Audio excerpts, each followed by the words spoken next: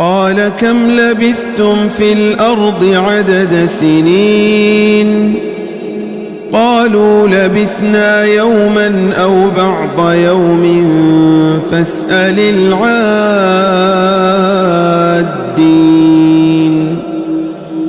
قال إن لبثتم إلا قليلا لو أنكم كنتم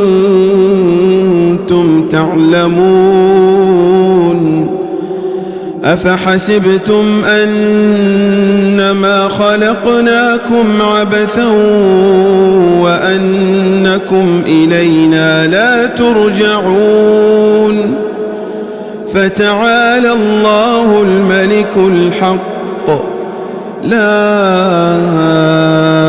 إله إلا هو رب العرش الكريم ومن